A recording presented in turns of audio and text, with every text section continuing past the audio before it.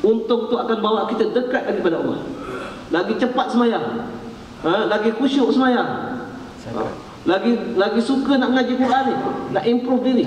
Sebab pembelajaran Quran adalah yang sebenarnya adalah pembelajaran untuk improve kita punya diri kita.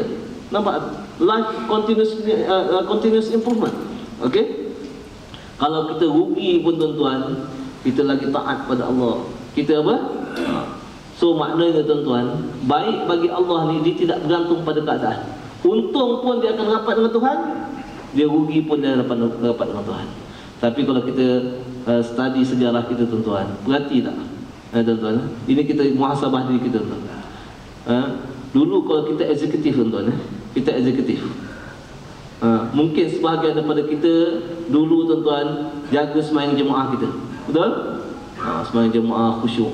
Bila dah naik jadi general manager, jaga tak sembahyang jemaah? Tak.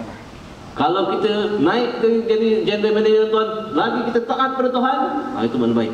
Naik jadi general manager itu baik.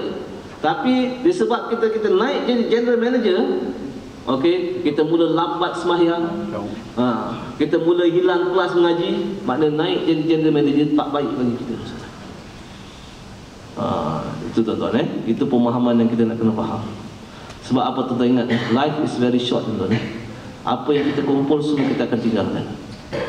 Okey, itu sebab tuan-tuan dalam hidup ni tak ada isu kita bersaing dengan orang kafir. Kenapa bersaing? Kadang-kadang kita kena bersaing dengan orang kafir, betul tak? Kalau saya nak cerita benda tuan-tuan, ambil 1 jam lagi. Okey, nak cerita sama ada kita perlu bersaing dengan orang kafir atau tidak, kita cerita bulan depan. Okey, yang dipanggil healthy competition. Okey, kalau kita nak tengok reality tuan-tuan, orang kafir kejar benda yang rendah tuan-tuan. Kita kejar benda yang tinggi. Kita mana nak bersaing? Kalau kita bersaing dengan orang kafir, maknanya kita rendahkan diri kita. Tapi benda tu dia punya explanation nanti semua tu ada dalam Al-Quran. Itu sebab tuan-tuan kenapa kita kena have right picture tuan-tuan of what is life all about. Tapi right perception atau right picture ni hanya Tuhan boleh bagi kalau kita bersungguh-sungguh belajar Al-Quran.